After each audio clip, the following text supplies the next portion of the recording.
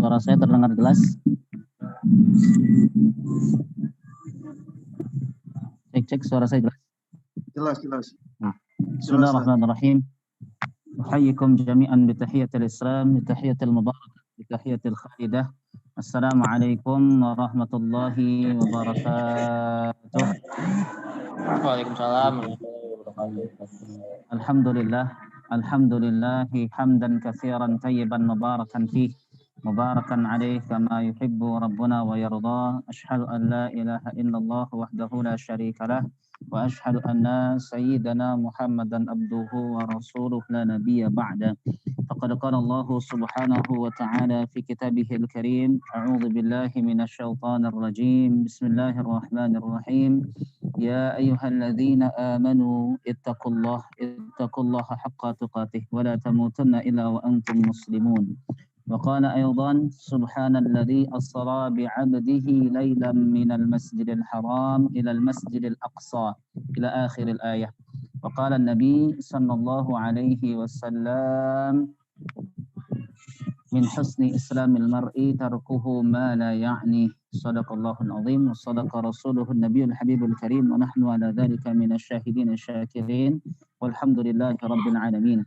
Hadratil mukarramin wa muhtaramin yang sama-sama kita hormati dan kita muliakan, Kepala Sekolah MAN 21 Jakarta yang sama-sama kita hormati dan kita muliakan, Bapak Ibu Dewan Guru yang semoga kita doakan dan kita kemudian senantiasa panjatkan harap kepada Allah agar guru-guru kita Allah berikan kesehatan, Allah panjangkan usianya, Allah berkahi waktunya, dan semoga senantiasa bisa membersamai kita semua dalam meningkatkan kualitas keilmuan kita insyaallah ya.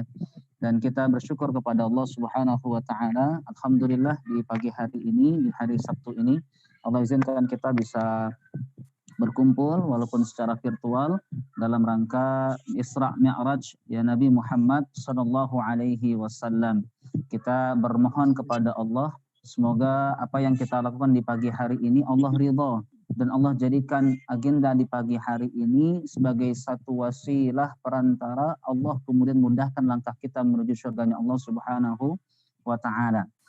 Dan kita bersyukur kepada Allah Subhanahu wa taala, alhamdulillah di pagi hari ini Allah masih berikan kita kesehatan di tengah banyak orang yang sakit. Allah berikan kita kecukupan di tengah banyak orang kelaparan. Allah berikan kita kelapangan di tengah banyak orang kesempitan. Maka syukur kepada Allah tidak boleh kemudian putus terucap dari lisan kita, karena kemudian pada hari ini Allah masih berikan berbagai macam dan juga limpah-limpahkan berbagai macam karunia kepada kita semua. Ma'asyiral muslimin ya, adik-adikku sekalian dan juga Bapak Dewan Guru yang saya muliakan.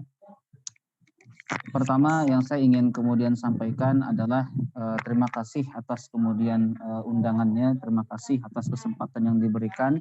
Semoga majelis kita di pagi hari ini bisa menambah keberkahan dari silaturahim kita dan juga bisa menambah keberkahan dari usia kita insyaallah ya. Pertama awalan yang saya ingin sampaikan kepada anak-anakku sekalian adalah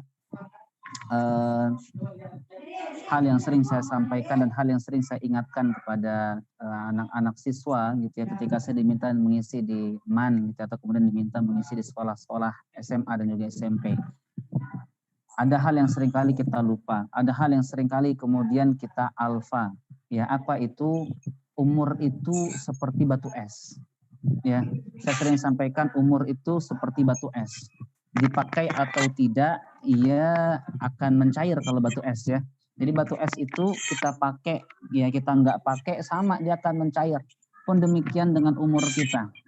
Ya dimanfaatkan atau tidak, maka umur kita akan terus bertambah. Artinya apa? Artinya jatah hidup kita akan berkurang. Ya karena itu selagi kita masih hidup, lakukan kebaikan sebanyak mungkin. Karena kebaikan akan berbuah kebaikan. Kata Allah Subhanahu wa taala, hal jazaa'ul ihsan illal ihsan. Ya, tidak ada balasan bagi kebaikan melainkan kebaikan pula. Ya. Dan ada kehidupan yang lebih abadi teman-teman semua sesudah kehidupan dunia ini. Makanya orang-orang yang beriman kepada Allah Subhanahu wa taala, brother sister sekalian, saya mohon izin ya Bapak Ibu pakai brother sister, enggak apa-apa, agak akrab sedikit ya sama-sama siswa ya. Makanya brother sister sekalian begitu ya. Kalau kemudian kita sering anggap dunia ini tempat tinggal kita, maka teman-teman salah besar. Teman-teman kemudian keliru. Ya, kenapa keliru? Karena teman-teman semua, dunia bukan tempat tinggal. Dunia ini cuma tempat kita meninggal, teman-teman semua.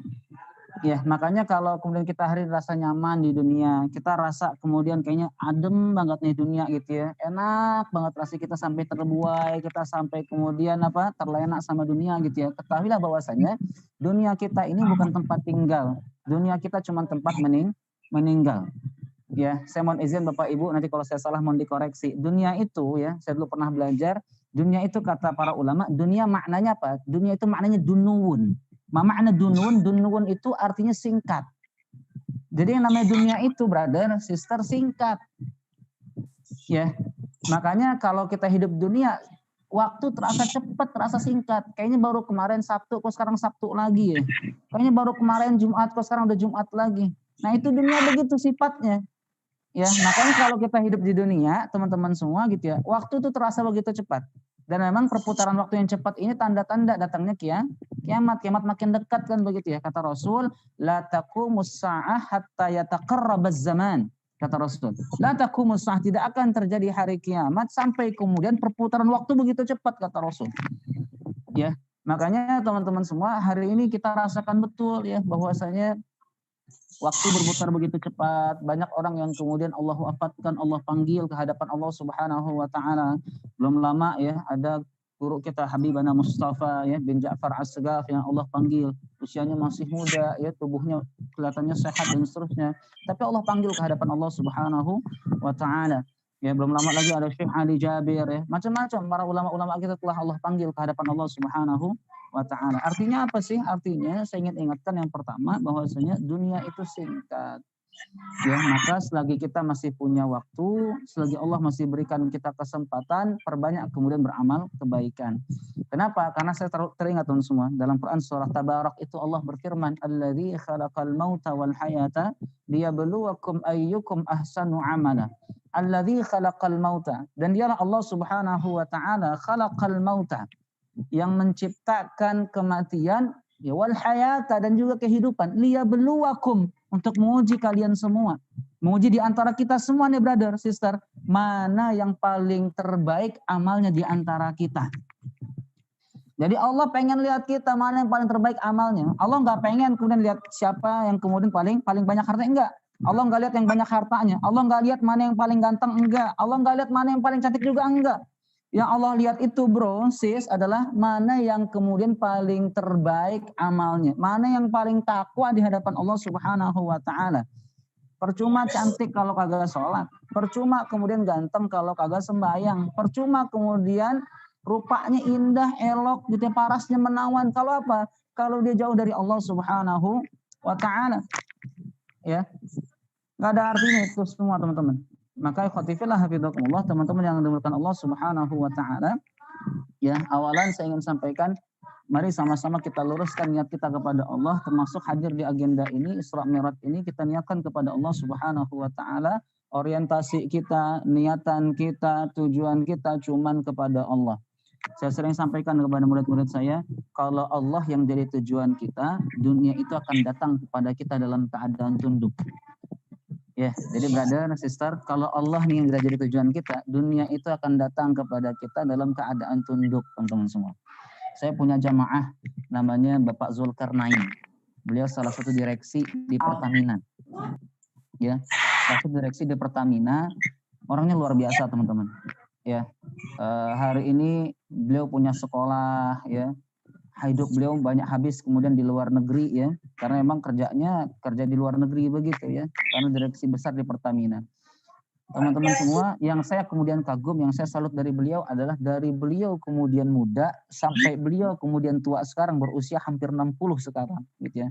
Terakhir kami masih ngobrol bersama beliau. Apa yang beliau lakukan teman-teman semua? Beliau selalu kemudian katakan kepada kami waktu itu, saya dari dulu Ustadz gitu ya, niat saya itu kepada Allah. Ya, niat saya itu Allah. Saya kerjakan apapun, ya saya berikhtiar dan saya kemudian berusaha agar apa yang saya kerjakan ini ada manfaat besar buat agama Islam. Ada manfaat besar buat Allah Subhanahu wa ta'ala, agar Allah pandang saya. Dulu ada salah seorang ulama katakan kalau Allah sudah pandang seorang hamba, sekali aja Allah pandang seorang hamba itu sudah cukup bagi dia sebenarnya. Makanya kita ini sebenarnya berbuat kebaikan, kita ini pengen dipandang sama Allah. Ya. Nah teman-teman semua, ini Pak Zulkarnain luar biasa teman-teman semua. Ya, dari dulu apa yang dia kerjakan senantiasa kemudian tujuannya Allah Subhanahu wa taala. Dia kemudian di Pertamina, dia bangun yang namanya BDI. Apa BDI? Bimbingan dakwah Islam di Pertamina. Ya, dia kemudian hadirkan para asatidah gitu yang kemudian punya kafah luar biasa agar mengisi kajian di sana. Dia hidupkan kemudian suasana Islam di Pertamina dan seterusnya. Nah, ini luar biasa, ikhwan. Dan kalau sekarang kalau kita lihat beliau, ya kalau infak buat masjid nggak tanggung-tanggung, 200 juta, 100 juta, ya sekian ratus juta dan seterusnya. Ya. Nah, ikhwatifillah hafidhakumullah, ini yang saya katakan, kalau Allah sudah jadi tujuan kita, dunia akan datang kepada kita dalam keadaan tunduk. Yang jadi masalah sekarang apa? Yang jadi masalah sekarang adalah kita seringkali kemudian mengesampingkan Allah Subhanahu wa taala dalam kehidupan kita. Begitu. Kita kadang kemudian pernah niatan gitu ya, pernah punya niatan buat apa? Buat menghadirkan Allah dalam setiap aktivitas kita. Ya kita ngerasa udah hebat, kita ngerasa kemudian udah super power, kita udah ngerasa kemudian gua jago dan seterusnya. Enggak teman-teman semua. Saya sering sampaikan kalau Anda kemudian hebat pada satu bidang, Anda hebat dalam ibadah, ketahuilah bahwasanya Anda bukan hebat. Bukan Anda yang hebat, bukan. Tapi Allah yang maha hebat yang menghebatkan Anda. Kalau Anda hari ini punya jabatan, kalau Anda hari ini punya kuasa, bukan Anda yang punya kuasa, tapi Allah yang maha kuasa memberikan kuasa kepada Anda. Kalau Anda hari ini cerdas, kalau Anda hari ini pintar, Anda ranking 1, Anda juara olimpiade, Anda juara dalam hal-hal hebat begitu ya. Ketahuilah bahwasanya bukan Anda yang cerdas, tapi Allah yang maha berilmu yang memberikan ilmu kepada Anda. Begitu. Maka teman-teman yang Allah Subhanahu wa taala, ini yang saya kemudian ingin sampaikan pada pertama kali. Mari sama-sama sejenak kita merenung, sejenak kita kemudian hadirkan kembali begitu ya, bahwasanya Allah Subhanahu wa taala ini bersama kita loh. Allah ini memandang kita loh. Allah ini kemudian menyaksikan, mengawasi apa yang kita kerjakan loh, begitu ya. Baik, teman-teman yang Allah Subhanahu wa taala, pada pagi hari ini saya diamanahkan untuk menyampaikan satu tema berkenaan dengan Isra wal Mi'rajnya Nabi Muhammad sallallahu alaihi wasallam. Satu peristiwa besar, peristiwa bersejarah yang pernah dilakukan, yang pernah kemudian dialami oleh orang hebat, oleh orang yang besar pula. Siapa dia? Nabi Muhammad sallallahu alaihi wasallam. Ya, Nabi Muhammad SAW diperjalankan oleh Allah Subhanahu wa taala minal Masjidil Haram ilal Masjidil Aqsa. Allah perjalankan baginda Nabi ya dari mana? Dari Masjidil Haram yang hari ini ada di Makkah Al-Mukarramah. Kemana? Ilal Masjidil Aqsa yang hari ini ada di bumi Syam, tepatnya di negara Palestina. Ya. Jadi ikhwati fillah hafizakumullah, ketika kemudian kita baca Al-Quran, ketika kita lihat dan tengok ayat Quran gitu ya, kita akan dihidangkan oleh Allah Subhanahu wa taala tentang satu perjalanan hebat. Perjalanan yang bukan Rasul yang kemudian berikhtiar memperjalankan diri sendiri, bukan. Ya. Jadi saya ingin katakan kepada teman-teman semua, saya ingin katakan kepada hadirin yang hari ini hadir, ketika Rasul Isra Mi'raj, Rasul enggak berangkat sendiri, enggak. Rasul enggak jalan sendiri, enggak. Ya. Bahasanya apa? Subhanalladzi asra bi'abdihi. Ya, Rasul diperjalankan oleh Allah Subhanahu wa taala. Rasul diberangkatin sama Allah Subhanahu wa taala. Jadi yang gerakin siapa? Yang gerakin Allah. Rasul enggak jalan sendiri, enggak. Ya. Kenapa? Karena seringkali kemudian orang-orang yang hari ini kurang baik pemahaman Islamnya mengatakan bahwasanya ini enggak masuk akal nih Isra Mi'raj. Ini Isra Mi'raj nggak bisa saya terima, Ustaz, dalam logika saya. Nggak mungkin, Ustaz, bisa ada orang jalan dari Mekah ke Masjidil Aqsa, jalan dari Masjidil Haram ke Masjidil Aqsa dalam waktu singkat semalam, nggak mungkin. Joni, gitu ya. Emang semuanya, gitu ya, ada hal yang kita nggak kemudian bisa masukin ke akal kita nih. Kalau sudah mainnya kuasa Allah, kalau sudah kemudian ini kebesarannya Allah Subhanahu wa taala gitu ya, kita nggak bisa apa-apa udah. Karena banyak hal-hal yang kemudian maha dahsyat yang Allah kemudian lakukan dan itu nggak masuk dalam logika berpikir kita. Termasuk Isra wal Mi'raj ini. Ya, logikanya sederhana, brother, sister. Ya, logika sederhana. Kalau kemudian tadi ya Husain Saya ambil contoh Husain. Kalau misal Husain tinggal di Jakarta Timur, Rawamangun. Husain mau pergi ke daerah Puncak. Ya, Husain mau pergi ke daerah Puncak. Gitu ya. Terus teman-teman semua gitu ya, ketika Husain kemudian mau pakai baju, mau berangkat gitu ya, tiba-tiba ada seekor semut nempel di kantong bajunya Husain. Ada semut nempel di kantong bajunya Husain. Ya, saya tanya teman-teman semua, mungkin nggak tuh semut berangkat dari Rawamangun ke Puncak dalam waktu 2 jam? Mungkin banget. Kenapa? Karena tuh semut kagak berangkat sendiri. Dia kemudian diperjalankan oleh Husain. Nah gitu. Ya, jadi ketika semut nempel di kantong bajunya Husain, teman-teman semua, maka ikhwati fillah hafizakumullah, ketika Husain berangkat naik mobil gitu ya sampai ke puncak dalam waktu 2 jam, itu semut juga berangkat ke puncak dalam waktu 2 jam. Ini namanya diberangkatkan, ini namanya diperjalankan. Ya, ini logika sederhananya untuk kita membantah orang-orang yang nggak percaya sama kejadian Isra wal Mi'raj. Ya, kenapa? Karena ingkar kepada Isra wal Mi'raj, kafir. Datang seseorang kepada Syekh Mutawalli Asy-Sya'rawi. Ini diterangkan dalam kitab Fatawa Al-Kubra. Ya, kata Syekh Mutawalli Asy-Sya'rawi ketika ditanya, "Ya Syekh, bagaimana hukumnya ada orang yang kemudian tidak percaya sama Isra wal Mi'raj ya Syekh?" Apa kata Syekh Mutawalli Asy-Sya'rawi? Kafir. Ya, jadi kalau ada orang ngaku Islam, ada orang ngaku beriman kepada Allah Subhanahu wa taala, lalu kemudian dia nggak percaya sama Isra wal Mi'rajnya Nabi Muhammad SAW. Apa hukumnya? Kafir. Apa dalilnya? Apa kemudian sandarannya, Syekh? Sandarannya apa? Afatu'minuna bi ba'dil kitab wa takfuruna bi ba'd. Ya. Afatu'minuna bi ba'dil kitab wa takfuruna bi ba'd. Ya, apakah boleh kita percaya kepada sebagian kitab lalu ingkar kepada sebagian lainnya? Enggak boleh. Ya, Ustaz, saya percaya sama ayat sholat Ustaz, tapi saya enggak percaya sama ayat jilbab. Enggak boleh, kafir. Ustaz, saya percaya sama ayat puasa Ustaz, tapi kalau Isra Mi'raj tunggu dulu Ustaz, entar dulu, kafir. Ustaz, saya percaya Ustaz sama ayat tentang zakat, tapi kalau kemudian disuruh Ustaz gitu ya untuk kemudian menutup aurat, entar dulu Ustaz. Ya, saya nggak percaya yang begini-begini, ya kafir. Maka kalau ada yang kemudian membaca ya, ada iklan. Oke. Kita akan coba lihat dari sini. Baik ya, saya lanjut ya. Maka kalau ada yang kemudian hari ini nggak percaya sama Isra Mi'raj atau nggak percaya sama sebagian ayat Allah yang lain, maka bagaimana? Sekarang taubat sebelum terlambat. Ya, karena kalau kemudian nanti Allah sudah kemudian suruh dan perintahkan malaikat pencabut nyawa datang kepada kita, maka taubat itu sudah tiada artinya lagi. Ya, maka ikhwati fillah hafizakumullah, teman-teman yang dirahmati Allah Subhanahu wa taala, yang saya ingin sampaikan pertama kepada teman-teman adalah Isra wal Mi'raj Nabi Muhammad SAW dari Masjidil Haram ke Masjidil Aqsa, ini adalah satu kebenaran. Ini adalah satu kebesaran Allah Subhanahu wa taala. Logikanya sederhana tadi sudah sampaikan, dan semoga ini bisa membantah orang-orang yang kemudian hari ini menolak dan juga tidak percaya kepada Isra wal Mi'raj Nabi Muhammad sallallahu alaihi wasallam. Nah, kalau kita bicara Isra wal Mi'raj, lantas apa Ustaz? Lantas apa kemudian hikmah yang bisa kita petik? Kalau kita ingin tengok dari sejarahnya, kita ingin tengok dari sirahnya, kita akan dapati dari Isra wal Mi'raj ini, ikhwati fillah hafizakumullah, terjadi ketika apa? Ketika Rasulullah SAW kehilangan 2 orang yang sangat-sangat dia cintai. Rasul kehilangan 2 orang yang sangat-sangat dia sayangi. Siapa itu? Pertama adalah pamannya, yang kedua adalah istrinya Khadijah. Ya, pamannya siapa? Abu Thalib.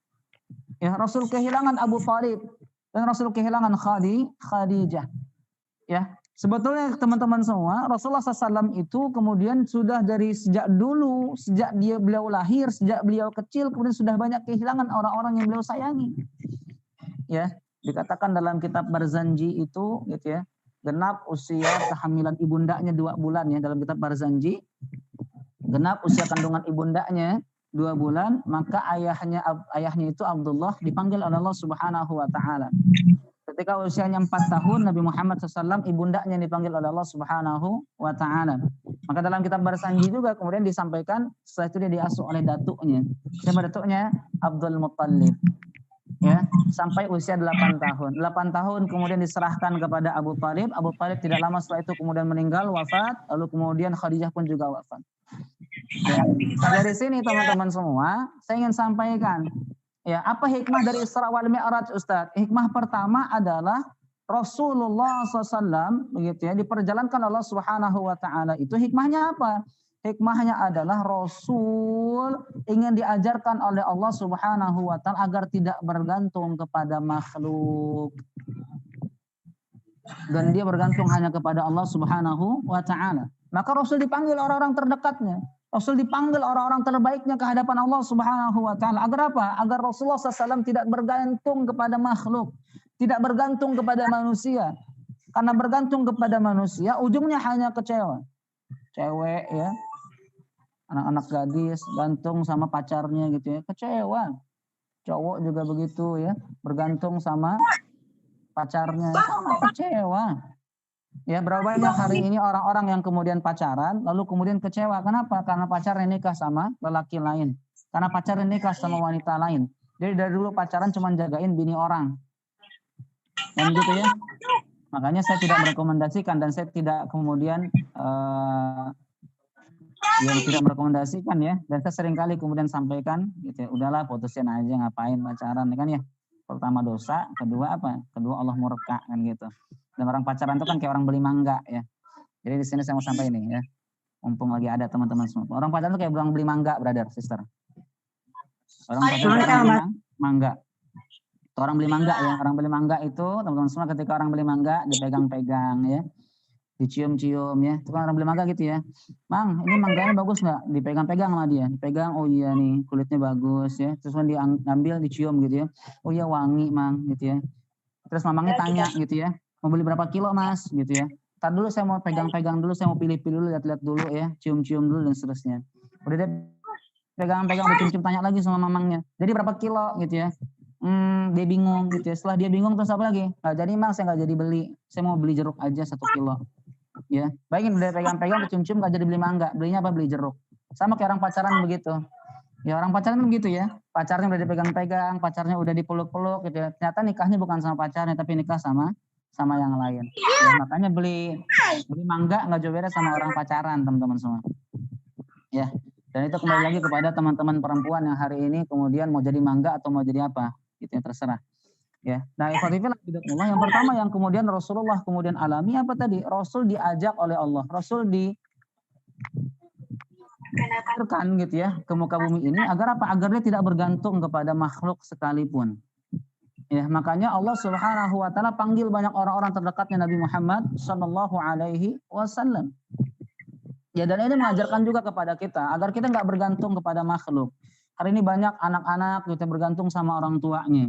Mulai kemudian dari dia anak-anak sampai dia punya anak bergantung sama orang tuanya. Betul ya? Banyak hari ini kan anak-anak gitu kita lihat bergantung sama orang tuanya. Mulai dari dia anak-anak sampai dia punya anak masih bergantung sama orang tuanya.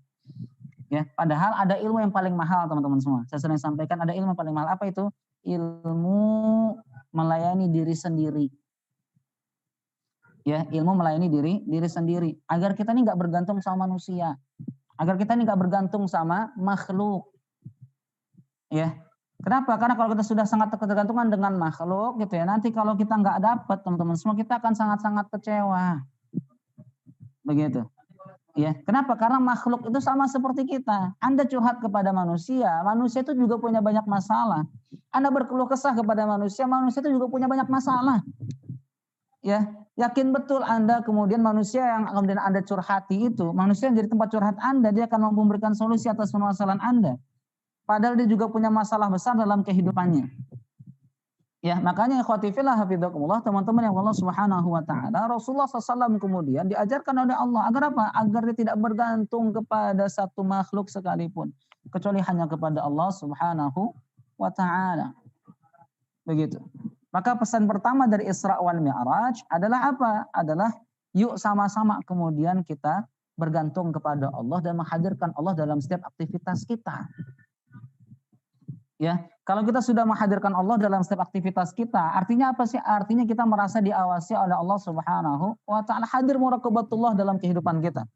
Hadir perasaan diawasi oleh Allah Subhanahu wa taala. Kenapa? Karena merasa diawasi dan dibersamai oleh Allah itu fondasi dari seluruh amalan hati manusia. Ketika seorang hamba merasa diawasi, maka dia akan mawas diri. Jadi teman-teman semua, ketika seorang hamba sudah merasa diawasi oleh Allah Subhanahu wa taala, maka dia akan mawas diri. Maka dia akan kemudian berhati-hati dalam kehidupannya. Wara' dia, hati-hati.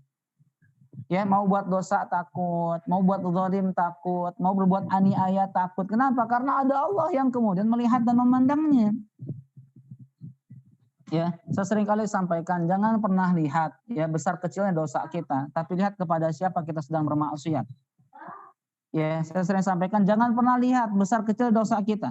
Jadi teman-teman semua jangan pernah lihat nih, aduh ini dosa gue kecil doang kok, santai aja, Allah santuy gitu ya. Jangan.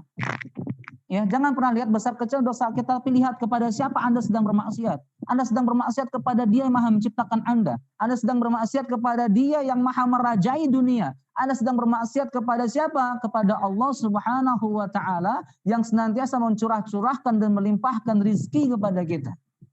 Sanggup kita berbuat maksiat kepadanya? Sanggup Anda kemudian menduakannya? Ya, maka ikhwatifillah hafidzakumullah teman-teman yang Allah Subhanahu wa taala. Ini pesan pertama dari Isra wal Mi'rajnya Nabi Muhammad sallallahu alaihi wasallam. Agar apa? Agar kita kemudian tidak bergantung kepada makhluk. Tadi saya sampaikan ada ilmu yang begitu dahsyat hari ini, yaitu ilmu melayani diri sendiri. Maka yang anak-anak gitu ya, siswa-siswi MAN 21 dari sekarang layani diri sendiri. Hatta sekalipun di rumah ada pembantu gitu ya, ada pembantu di rumah begitu ya, timbang ngambil handphone, ambilin handphone gitu ya. Anda tidak belajar melayani diri Anda sendiri.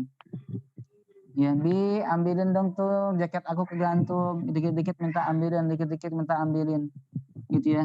Padahal Anda diberikan tangan oleh Allah Subhanahu wa taala, Anda diberikan kaki oleh Allah Subhanahu wa taala. Ya, maka ikhwatifillah ilmu termahal adalah ilmu melayani diri sendiri. Begitu ya. Nah, pesan kedua dari Isra Mi'raj apa? Pesan kedua dari Isra wal Mi'raj Nabi Muhammad sallallahu alaihi wasallam apa? Pesan keduanya ikhwatifillah. Pesan keduanya adalah ketika Rasulullah SAW kemudian diberangkatkan oleh Allah dari Masjidil Haram ke Masjidil Aqsa. Ini perjalanan dari masjid ke masjid. Ya, maknanya apa? Maknanya teman-teman semua, Allah pengen agar kita ini memakmurkan masjid. Allah pengen agar kita kemudian dalam hidup di muka bumi ini menghidupkan dan memakmurkan masjid. Ya. Jadi Allah inginkan kita agar kita menghidupkan masjid. Ya, Allah berikan isyarat itu minal Masjidil Haram ilal Masjidil Aqsa. Kenapa? Karena kebangkitan itu ada dari masjid. Kebangkitan umat Islam itu ada dari masjid.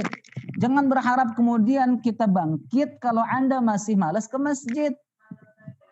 Ya, dipanggil lama Allah salat subuh, Allahu Akbar, Allahu Akbar. Ya. Baru juga azan, baru juga Allahu Akbar. Tar aja dah bangunnya, ya. Udah la ilaha illallah, baru juga selesai azan, belum qomat, tar dulu dah ya. Masih merebahan dulu. Ya, udah qomat, Allahu Akbar, Allahu Akbar, asyhadu an la ilaha illallah, asyhadu anna Muhammadar Rasulullah. Selesai qomat, dibilang apa? Baru juga qomat, belum juga takbir. Baru juga takbir, belum juga kemudian Al-Fatihah. Baru juga Al-Fatihah, belum amin. Ya, sampai-sampai tadi ketiduran kagak salat subuh. Ya. Nah, ini kan kejadian di kita semua. Ya, padahal Allah Subhanahu wa taala ya sampaikan kepada kita itu minal Masjidil Haram ilal Masjidil Aqsa, agar apa sih? Agar kita kemudian menghidupkan masjid, agar kita dekat sama masjid. Karena salah satu golongan yang kemudian Allah akan berikan naungan ketika nanti tidak ada naungan dari selainnya kecuali naungan Allah Subhanahu wa taala adalah pemuda ya, yang kemudian dia lekat dan dekat dengan masjid. Ya, rijalun qalbuhu mu'allakun fil masajid. Ya, jadi teman-teman semua nanti di akhirat ya, kita akan kemudian mendapati bahwasanya ada 7 golongan yang dia akan mendapatkan naungan dari Allah Subhanahu wa taala, di mana pada hari itu tidak ada naungan selain naungan Allah Subhanahu wa taala. Salah satu dari golongan itu siapa? Adalah pemuda, adalah orang-orang yang hatinya melekat kepada masjid. Hatinya kemudian bergantung kepada masjid. Kita sekarang tanya nih, kita udah seberapa dekat sama masjid? Kalau kita belum dekat sama masjid, jangan berharap naungan Allah Subhanahu wa taala ketika nanti kemudian di hari akhir. Ya, maka yang orang tua, yang kemudian ibu, bapak begitu ya, semuanya gitu ya, dan juga Anda calon bapak, calon ibu ya yang hari ini kemudian bersekolah di MAN 21 ya. Dari sekarang hadirkan kemudian ketergantungan kita kepada masjid. Ya, ketika kita dekat sama masjid, maka masjid itu harus jadi pusat kebangkitan umat. Saya sering sampaikan masjid itu bukan hanya pusat ibadah di zaman Nabi. Masjid itu di zaman Rasulullah SAW dia pusat ekonomi, dia pusat strategi, dia pusat politik, dia pusat macam-macam ijtimai dan seterusnya. Kenapa? Karena di masjid teman-teman semua gitu ya, disitulah orang kemudian berjamaah, disitulah kemudian orang melaksanakan salat berjamaah. Ya, ketika dia berjamaah maka semakin kuat kemudian hubungan di antara mereka, maka disitulah kemudian akan muncul benih-benih kebangkitan, benih-benih kemudian kejayaan. Kenapa sih umat Islam ini kemudian runtuh? Kenapa sih umat Islam ini kemudian rapuh? Kenapa sih umat Islam ini kemudian tidak seelok kemudian generasi-generasi terdahulu? Kenapa? Karena kita pelan-pelan ninggalin masjid. Ya, makanya sekarang banyak gerakan-gerakan, ada gerakan sholat subuh berjamaah nasional ke masjid.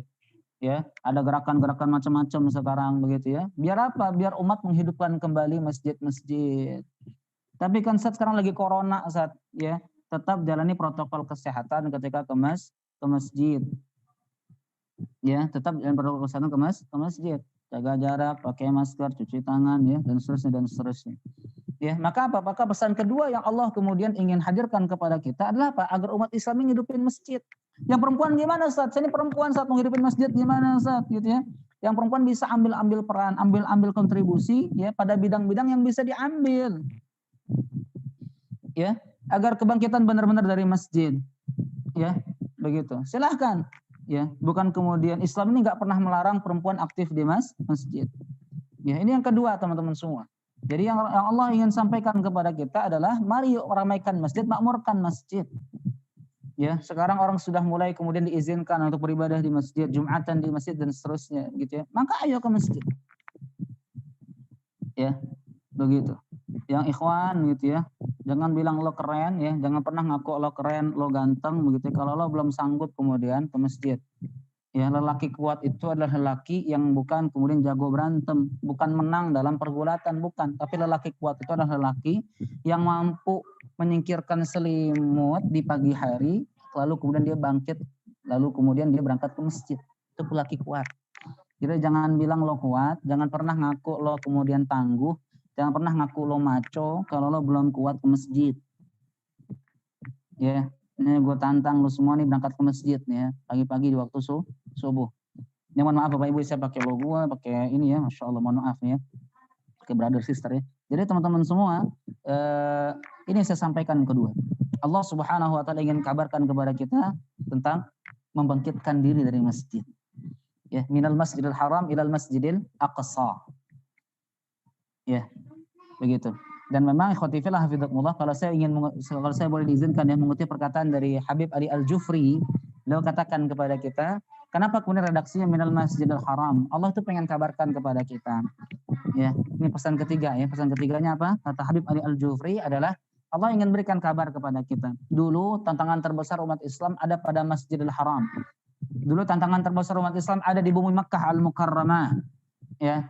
Maka dulu umat Islam kemudian diuji dengan begitu berat di sana. Tapi hari ini kata Habib Ali Al-Jufri, minal masjidil haram ilal masjidil aqsa.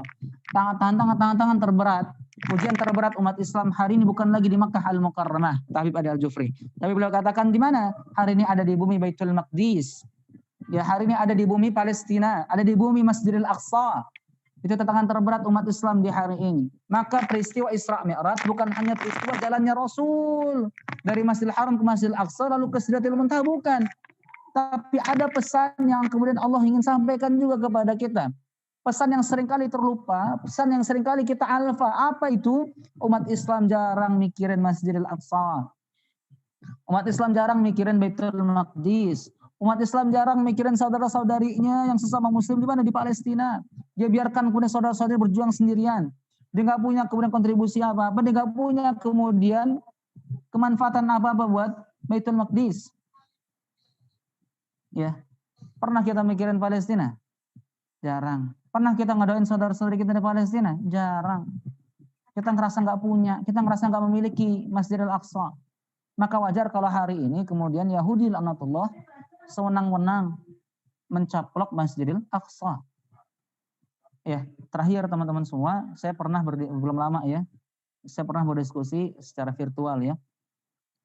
Kami, lalu kemudian Ustadz Bakhtiar Nasir, Ustadz Arifin Nugroho, Ustadz Umar Makkah, Ustadz Oke Setiadi, dan beberapa pimpinan-pimpinan ormas lainnya, termasuk almarhum Ustadz Mu'id ya, Mu'inudillah Basri dan seterusnya gitu ya. Kami berdiskusi tentang Masjidil Aqsa. Di situ kemudian kami dapati data, ya, saya dapati data dari salah seorang asatidz waktu itu ya. Ternyata 70%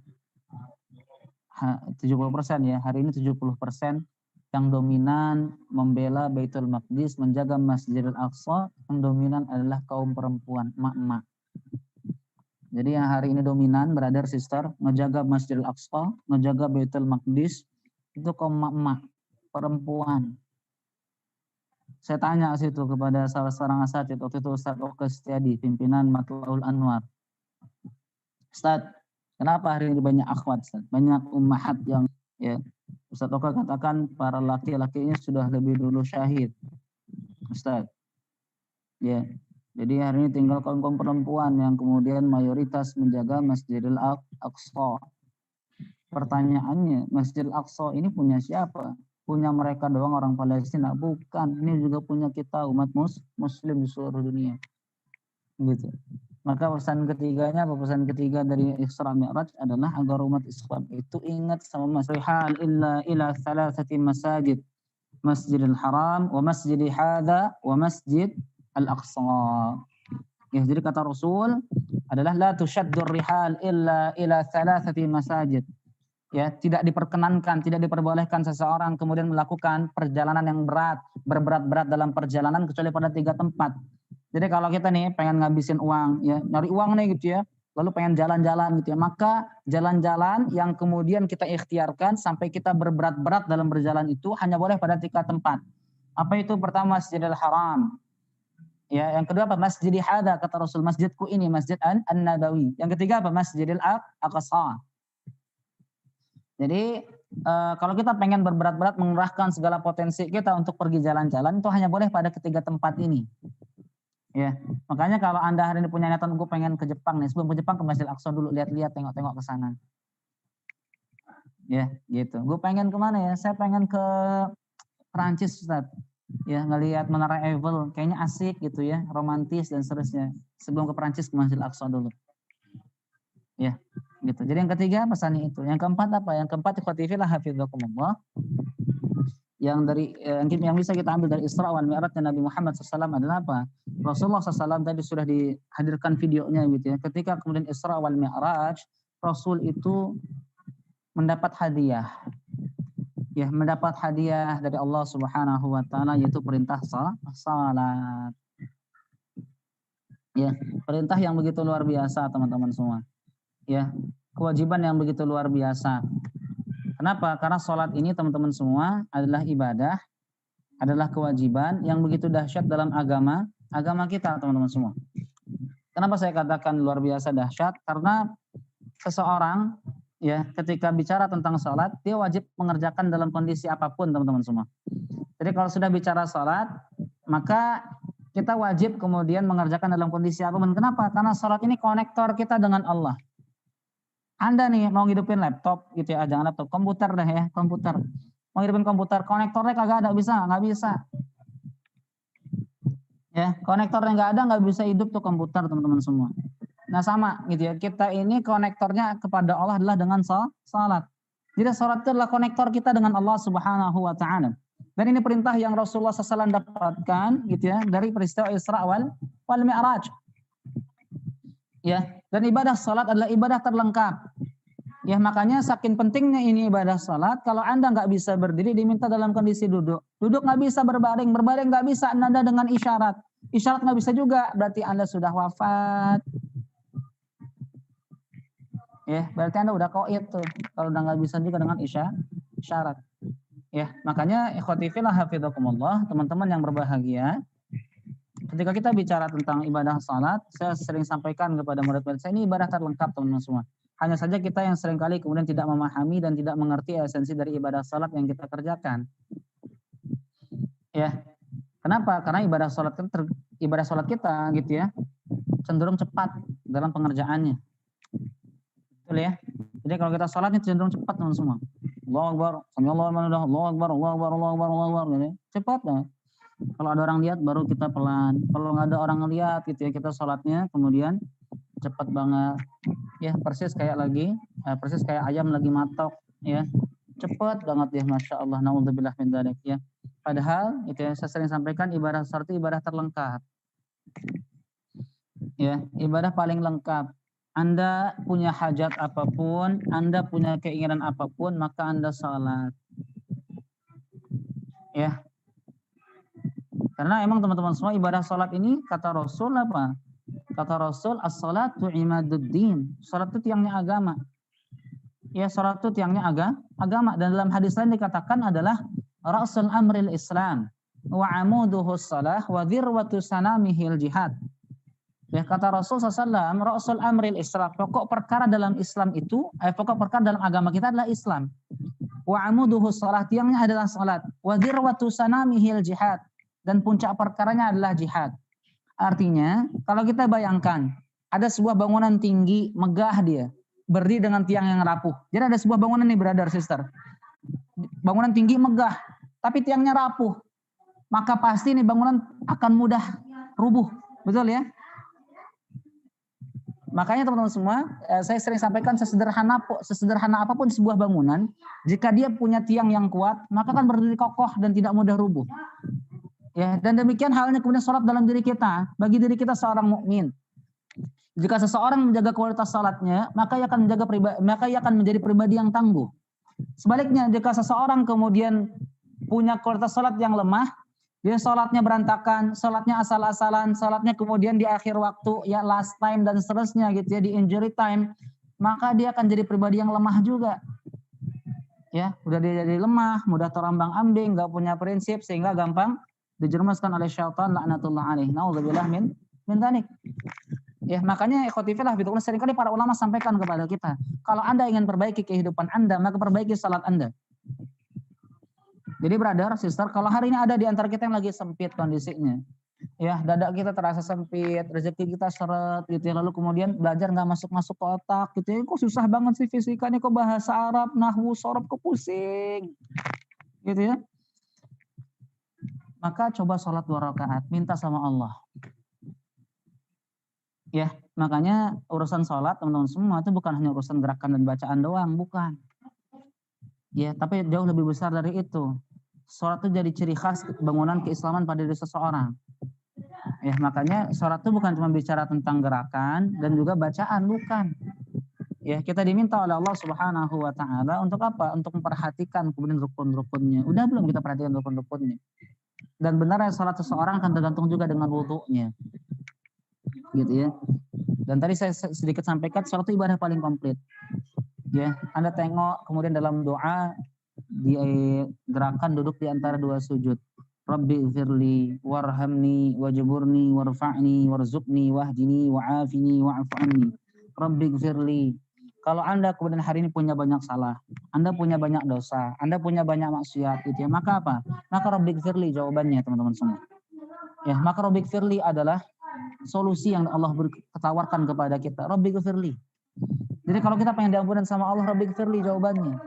Kalau kita pengen disayang sama Allah, Allah cinta sama kita, kita juga punya rasa sayang kepada orang lain, maka apa? Warhamni jawabannya. Kalau kita pengen kemudian apa gitu ya, kita punya kedudukan yang mentereng, kita punya kedudukan yang mulia, maka apa? Wajibur nih jawabannya. Ya. Maka teman-teman semua, duduk di antara dua sujud itu gitu ya, adalah doa-doa yang kita panjatkan, 8 proposal yang kita minta kepada Allah Subhanahu wa taala. Ya, doanya dahsyat, Rabbighfirli warhamni wajburni warzuqni.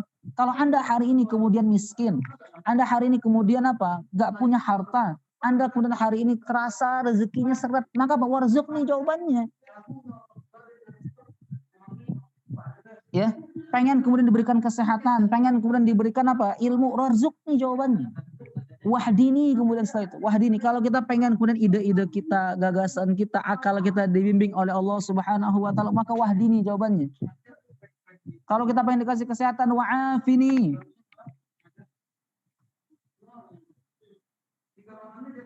Kalau kita pengen ditinggiin derajatnya, maka warfa'ni. Dan terakhir apa? Wa'fu anni, dan seterusnya. Ya, maka ikhwatifillah hafizakumullah, teman-teman yang Allah Subhanahu wa taala, salat ini ibadah paling lengkap. Ya, yang kemudian Allah kemudian syariatkan kepada baginda Nabi besar Muhammad sallallahu alaihi wasallam. Konektor kita dengan Allah. Ya, penyambung kita dengan Allah Subhanahu wa taala. Ya, dan kalau kita sudah salatnya lurus, salatnya benar gitu ya, maka tadi saya sering sampaikan, salat ini akan menghantarkan seseorang pada muraqabatullah, pada merasa diawasi oleh Allah Subhanahu wa taala. Merasa diawasin sama Allah. Kita ngerasa Allah itu dekat sama kita, dan Allah kemudian ngeliatin apa yang kita kerjain. Ya. Dan kalau kita sudah punya perasaan merasa diawasi sama Allah, kita akan takut maksiat, teman-teman semua. Kita akan takut berbuat dosa, teman-teman semua. Ya. Bukankah kemudian kita pernah dihadirkan satu kisah ya oleh para ulama-ulama kita tentang siapa? Seorang gadis penjual susu yang ketika malam telah larut keperaduannya, lalu kemudian dia berbicara dengan ibunya, atau ibunya bicara kepada dia. Nah, kata ibunya, kita campur aja ya nak susu yang kita jual nak dengan air. Ya, jadi nih ibu ngajak anaknya nih, ngajak gadis ya, anak gadisnya ini kemudian nyampur susu sama air. Apa kata anaknya? Jangan bu, gitu ya. Ini curang, kata anaknya. Gak boleh bu, nanti kalau Amirul Mukminin tahu gimana, kita bisa dipenjara bu, kita bisa dihukum sama Amirul Mukminin. Apa kata ibunya? Kata ibunya, nak, toh juga semua orang ngelakuin hal yang sama, nyampur susu sama air nak. Ya, toh juga malam ini Amirul Mukminin gak ngelihat kita nak. Ya, Umar gak datang kepada kita nak. Tenang aja, santai, kata ibunya. Apa kata anaknya? Bu, memang Amirul Mukminin gak tahu, memang Umar gak pernah tahu bu apa yang kita kerjain malam ini. Tapi bu, Tuhannya Amirul Mukminin itu maha tahu apa yang kita kerjakan. Allah tuh maha tahu apa yang kita kerjakan. Allah maha melihat apa yang kita lakukan. Bayangin teman-teman semua. Ini seorang gadis penjual susu yang nggak pernah sekolah. Kita nggak tahu di mana sekolahnya. Bukan di Man 21 yang jelas. Kita nggak pernah tahu juga di mana kampusnya teman-teman semua. Nggak pernah tahu kita kampusnya di mana, sekolahnya di mana. Tapi lihat akhlaknya luar biasa. Tapi lihat kemudian bagaimana adabnya yang luar biasa kepada Allah Subhanahu wa ta'ala. Nggak mau dia korupsi, nggak mau dia curang, teman-teman semua. Bayangin coba, ya, ini luar biasa. Dan ternyata ketika kemudian anak itu berbicara demikian, Amirul Mukminin mendengar dari luar rumahnya. Lalu Amirul Mukminin mengetuk pintu rumah sang ibu. Lalu sang ibu kaget. Ya.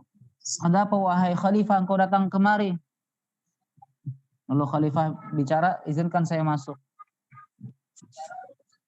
Khalifah masuk, teman-teman semua. Ketika khalifah masuk, khalifah sampaikan kepada ibu ini.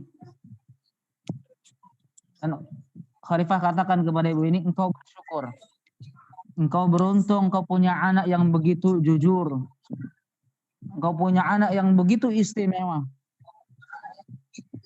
Ya. Maka teman-teman semua, ketika Umar tahu perempuan ini istimewa, maka Umar kemudian menikahkan anak ini, gadis ini, dengan siapa? Dengan putranya. Ya, maka ikhwatifillah hafidzakumullah, di sini kita ambil pelajaran luar biasa. Ya, ada anak yang kemudian nggak pernah sekolah, nggak pernah ngampus, dan kita nggak pernah tahu di mana sekolah kampusnya ya. Tapi dahsyat kemudian bagaimana adab dan akhlaknya kepada Allah Subhanahu wa ta'ala. Ya, jadi kalau kita sudah kerjakan salat, kalau kita kemudian sudah benar dalam ibadah salat kita, maka muraqabatullah itu akan hadir dalam hati kita. Kita akan merasa diawasi, kita akan merasa ditongkrongin sama Allah. Ya. Gitu. Dan terakhir yang saya mau sampaikan,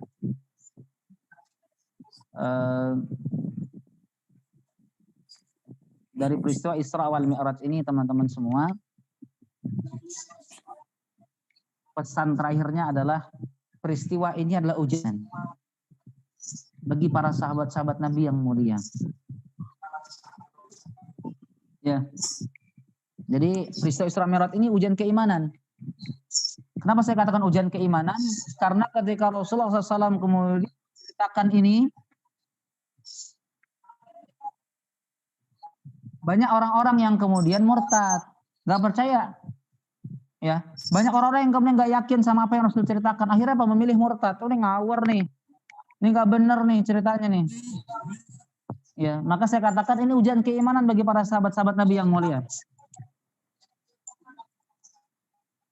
Maka waktu itu kan Abu Lahab, Abu Jahal, kemudian bahagia betul ketika apa? Ketika banyak orang murtad dari ajaran Rasulullah SAW. Hanya ada satu sahabat gitu ya. Ada satu sahabat yang kemudian begitu yakin. Ada satu sahabat yang percaya atas apa yang Rasul sampaikan. Siapa dia? Abu Bakar bin Siddiq. Ya, Abu Bakar katakan kalau kemudian yang diceritakan Nabi Muhammad, yang diceritakan Rasulullah lebih kemudian nggak masuk akal ketimbang ini, saya tetap percaya. Maka teman-teman semua, ini ujian keimanan nih. Isra Mi'raj ini ujian keimanan. Isra Mi'raj ini ujian ketaatan dan ujian ketakwaan seorang hamba kepada Allah Subhanahu wa taala.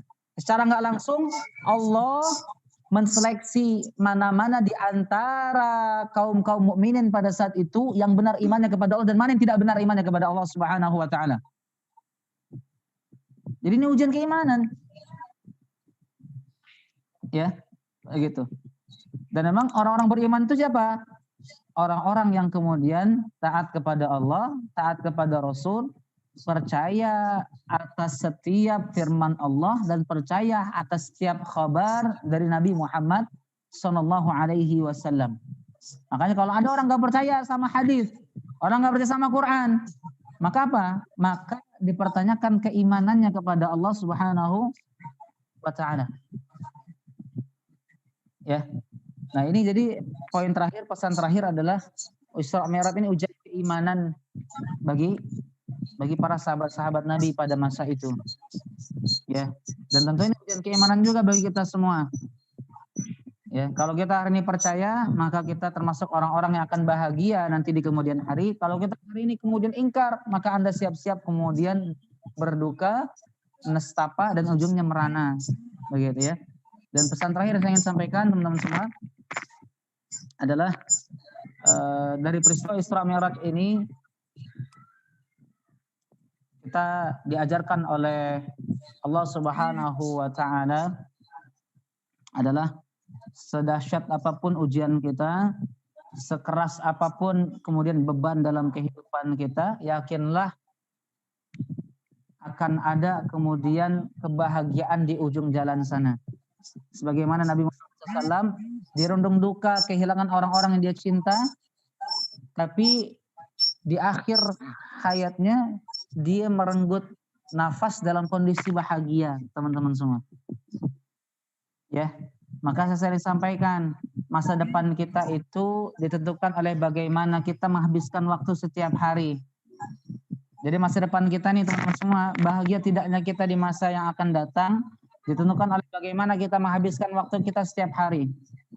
Ya, Anda yang hari ini muda gitu ya, Anda akan memetik hasil nanti di waktu tua. Ya, tapi tergantung dengan apa yang Anda perbuat di masa muda Anda. Ya. Kalau masa muda kita kemudian diisi dengan ketaatan kepada Allah, diisi dengan bersemangat menuntut ilmunya Allah Subhanahu wa Ta'ala, maka insya Allah Anda akan kemudian memetik masa tua yang indah, begitu ya. Maka pesan terakhir dari Isra Mi'raj apa? Seberat apapun ujiannya, yakin itu ujian itu pasti berlalu, badai pasti berlalu. ya Allah Subhanahu wa taala akan memberikan pertolongan yang lebih besar ketimbang ujian besar yang Anda kemudian sedang hadapi. Jadi semua orang beriman itu memang diuji sama Allah. Ustaz, ujian orang beriman kan besar saja. Iya besar. Tapi ingat, pertolongan Allah itu jauh lebih besar ketimbang ujian yang kemudian Allah berikan kepada kita. Maka orang beriman itu ketika diuji oleh Allah Subhanahu wa taala, tugasnya apa? Tugasnya adalah berusaha menyelesaikan masalah dan serahkan kemudian kepada Allah atas usaha yang sudah kita lakukan. Itu dalam akidah Ahlussunnah wal Jamaah. Ya. Nah, itu ikhwah yang bisa saya sampaikan di pagi hari ini. Semoga ada manfaatnya. Semoga ada hikmah yang bisa diambil dipetik dari peristiwa Isra Mi'raj Nabi Muhammad SAW. Poin-poin penting yang sudah saya sampaikan, semoga kita bisa implementasikan. Dekat kepada masjid, lalu kemudian perkuat ibadah salat kita, ketergantungan hanya kepada Allah Subhanahu wa taala. Lalu kemudian kembali ya kepada apa? Kepada Baitul Maqdis dan seterusnya. Wallahu a'lam bishawab dan Allahu a'lam ajma'in. Assalamualaikum warahmatullahi wabarakatuh. Waalaikumsalam warahmatullahi wabarakatuh. Waalaikumsalam warahmatullahi wabarakatuh. Waalaikumsalam warahmatullahi wabarakatuh. Waalaikumsalam warahmatullahi wabarakatuh. Waalaikumsalam warahmatullahi wabarakatuh.